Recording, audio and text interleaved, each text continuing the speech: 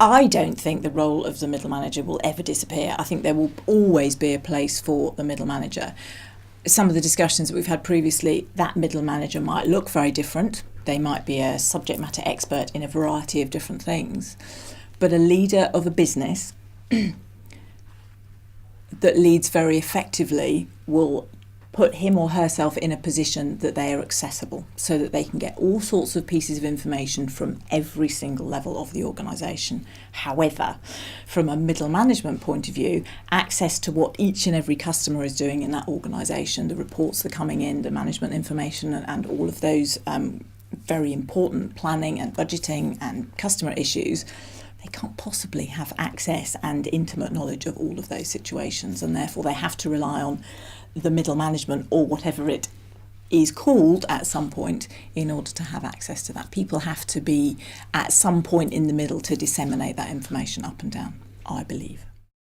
I'm going to differ in my opinion from Kate, and I'm going to be slightly outrageous in so much as I think they will disappear. And when I say outrageous, because that is a monumental shift in terms of our organisations, the people we seek to employ, and indeed the means through which we coordinate effort. And that is the key role of middle management in any organisation, is the coordination of effort. It is a process, a means to an end, as opposed to a group of people necessarily. It's a bureaucratic process. And I think that bureaucratic process is being replaced by other processes, in particular technological processes that allow for shared information. So coordination, I think, will be achieved through different means going forward, not in the immediate future, but potentially as our information systems capabilities become more sophisticated, more advanced. Imagine Facebook but times 10, or version 10 as opposed to Facebook as we know it now.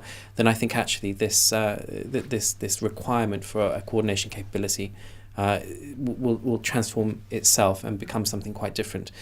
So what I envisage is an organisation in future where there really is no hierarchy, except for a hierarchy of knowledge. Not a hierarchy in the sense of any assigned or bureaucratic way.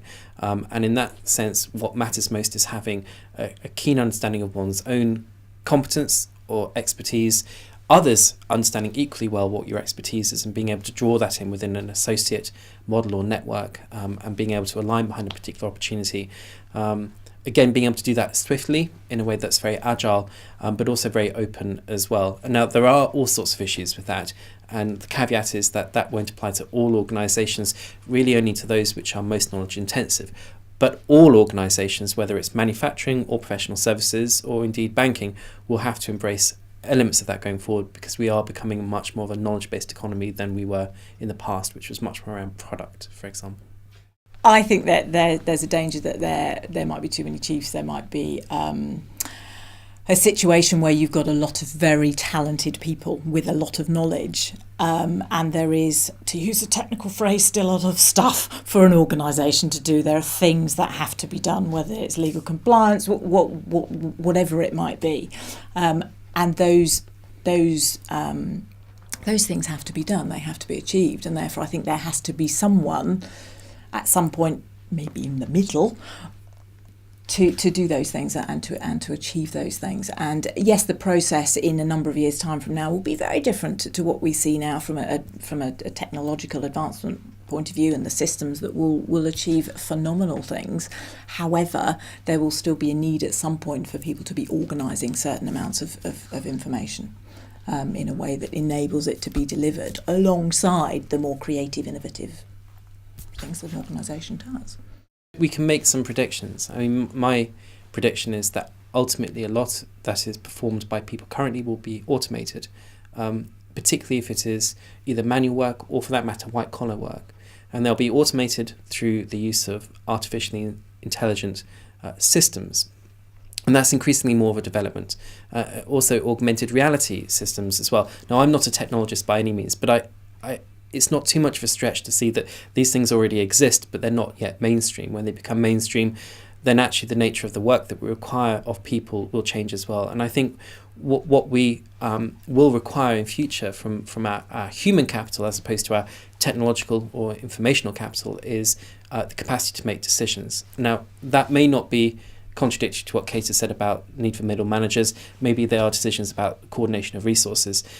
But I think even that will become automated in future. I think it is much more around what we as humans can do that machines can't yet do, which is the creative spark. So I think for all of us, our future, being very controversial, and I'm not saying this is even in this century or even the next, but the future is around our creative capacity, and we have to really maximise that. That is the advantage of us as organic systems as opposed to inorganic systems. Manufacturing will always exhibit, I think, certain bureaucratic tendencies, and that's quite inappropriate because actually what they're most concerned with is efficiency and a capacity to execute. But actually these apply across the board, and it is in the other forms of organisation which are increasingly more economically important in the context of our service-based economy in the UK that these things matter most. I agree with you. A lot will be automated, and there's some fantastic companies in Cambridge that are doing exactly that at the moment, particularly around the car industry, ensuring that cars are put together in exactly the way that they need to be, and a flag goes up if something's been fitted to the wrong bit of a carburettor or whatever it might be. However, I think there will always be a place for certain individuals who perhaps their expertise and their brilliance is around organising and ensuring that certain things happen, or that certain automated processes are continuing to be automated processes in the way that they have to be automated. It might be different, it might be less, and therefore there's individuals doing other things, perhaps in a way that we can't even envisage now.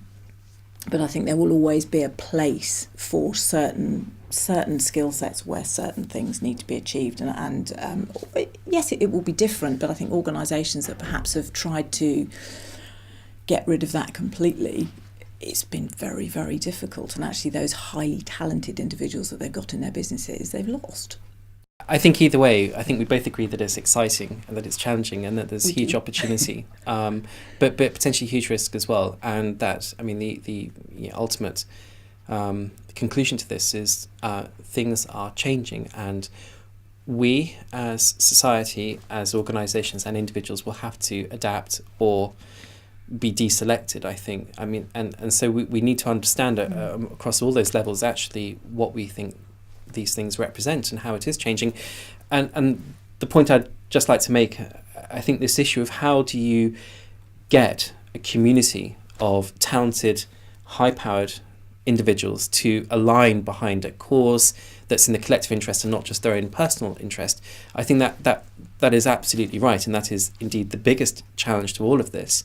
And actually the requirement going forward for everybody is to acquire a politics with a small p capability, or competence rather. Politics is defined classically as the resolution, or a process for the resolution of conflict. And the potential for conflict in this future organisation is enormous. And conflict equals inefficiency, which is clearly in nobody's interest.